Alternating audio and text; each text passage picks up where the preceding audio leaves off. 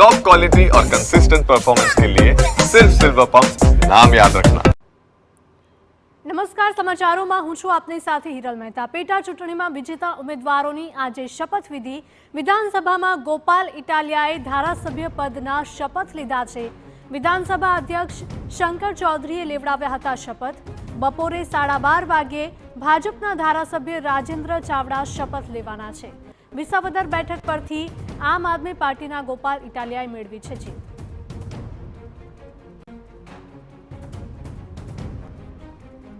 ગાંધીનગરમાં વિસાવદરની જનતાએ મને વિધાનસભા સુધી પહોંચાડ્યો તેવું ઇટાલિયાએ નિવેદન આપ્યું।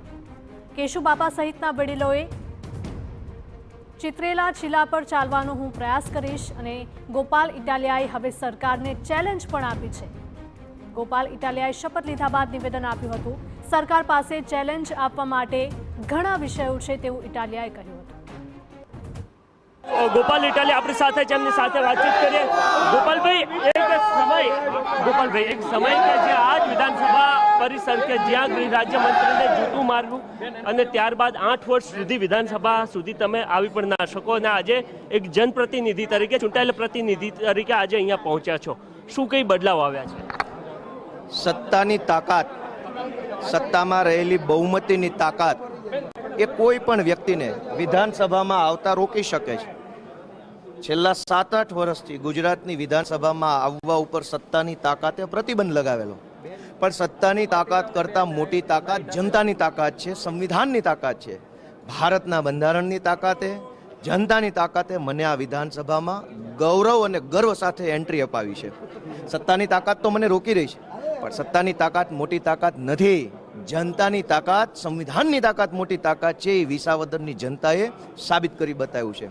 સત્તા ઈચ્છે તો હજુ મને ન આવવા દે અંદર વિધાનસભામાં, પણ જનતા ઈચ્છે, ભારતનું સંવિધાન ઈચ્છે તો ગામડાનો નાનો ખેડૂતનો દીકરો, એક જુવાનીઓ પણ અહીંયા વટથી આ વિધાનસભામાં આવી શકે છે, એ સાબિત થયું છે। છેલ્લા કેટલાક દિવસોમાં ચેલેન્જવાળી એક રાજનીતિ જોવા મળી ક્રાંતિ અમૃતિયા સાથે આપની। હવે અહીંયા જ્યારે ગોપાલ ઇટાલિયા પહોંચ્યા છે ત્યારે કઈ ચેલેન્જ લઈને અહીંયા પહોંચ્યા છે? હું તો એ ચેલેન્જ લઈને પહોંચ્યો છું કે રોજ સવારે છાપું ખોલો અને એક બ્રિજ તૂટી ગયો હોય છે, એવી ચેલેન્જ આપો ને કે હવે પછી કોઈ બ્રિજ નહીં તૂટે। રોજ સવારે છાપું ખોલો અને ક્યાંક વ્યાજ માફિયાના ત્રાસથી, ક્યાંક ગુંડાના ત્રાસથી, ક્યાંક બુટલેગરના ત્રાસથી, ક્યાંક સરકારી અધિકારીના ત્રાસથી એક વ્યક્તિએ આત્મહત્યા કરી લીધી હોય એવા સમાચાર રોજ છાપવામાં આવે છે। તો એવી ચેલેન્જ આપો ને કે આ ગુજરાતમાં કોઈ પણ માણસે મજબૂરીમાં પોતાનું જીવન ન ટૂંકાવવું પડે। રોજ સવારે છાપું ખોલી અને ક્યાંક પેપર ફૂટ્યું હોય અને યુવાનોનો ભરોસો તૂટ્યો હોય એવા સમાચાર આવે, તો એવી ચેલેન્જ આપો ને કે પેપર ફૂટવું જ ના જોઈએ। તો ચેલેન્જ આપવા માટે ઘણા વિષયો છે સરકાર પાસે। હું તો વિપક્ષનો એક ધારાસભ્ય છું, એમની પાસે તો ઘણું સંખ્યાબળ છે, સત્તા છે। એવી ચેલેન્જ આપો કે ગુજરાતની જનતા સુખી થાય, ગુજરાતની જનતાની પીડા ઓછી થાય, સમસ્યા ઓછી થાય। એવી ચેલેન્જ કેમ નથી આપતા કે ગુજરાતના ખેડૂતોને પોતે પકવેલા પાકના પૂરા ભાવ મળશે? આપો એવી ચેલેન્જ। એવી ચેલેન્જ કેમ નથી આપતા ખેડૂતોને સમયસર ખાતર મળશે અને સાથે જબરજસ્તીથી નેનોની બોટલ નહીં આપવામાં આવે? એવી ચેલેન્જ કેમ નથી આપતા કે દૂધ ઉત્પાદન કરતા દૂધ મંડળીના ખેડૂતો સાથે અન્યાય નહીં થાય? તો ચેલેન્જ આપી હોય તો એવી ચેલેન્જ આપી।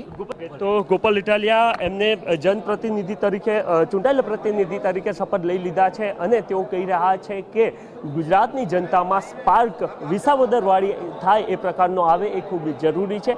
આ સિવાય ચેલેન્જ જે છે તેઓ ગુજરાતની જનતાના જે પ્રશ્નો છે એને લઈને વિધાનસભામાં આપતા જોવા મળશે।